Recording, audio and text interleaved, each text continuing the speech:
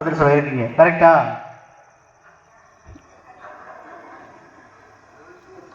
முடிக்கிறாங்க. ஓகே, இதில் யார் மரிய ஜோஷ்வா? நீ தம்பி. ரெண்டாவது கேள்வி உனக்கு. ரூபன் பிரான்ஸ் நீ தான் அண்ணன் இல்லையா?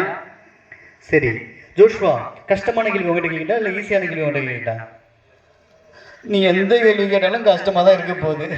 இல்லை ஈஸியான கேள்வி கேட்டாலும் நான் கஷ்டமாக அமைச்சிடுவேன் அப்படின்றான். சரி ரூபன்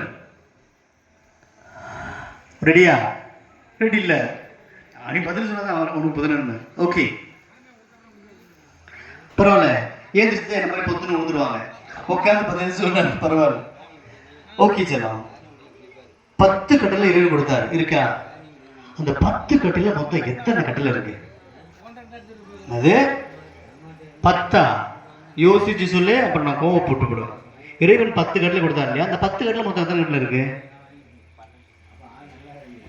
குழப்ப விடாதீங்க. தம்பி கரெக்டாக பதில் சொல்றாரு, நீங்க 8 3ன்றீங்க 10ன்றீங்க. தம்பி நீ கரெக்டாக பதில் சொல்லுப்பா. இறைவன் கொடுத்த கட்டில 10 கட்டில, அந்த 10 கட்டில மொத்தம் எத்தனை கட்டில இருக்கு? நல்ல பிள்ளை என் செல்லம். 10 கட்டில மொத்தம் எத்தனை கட்டில இருக்கு?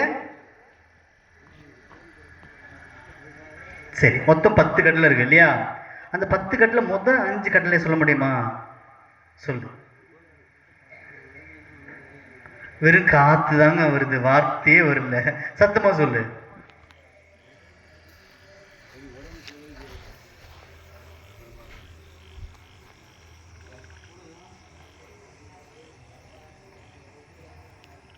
வெரி குட், கை தட்டுங்க.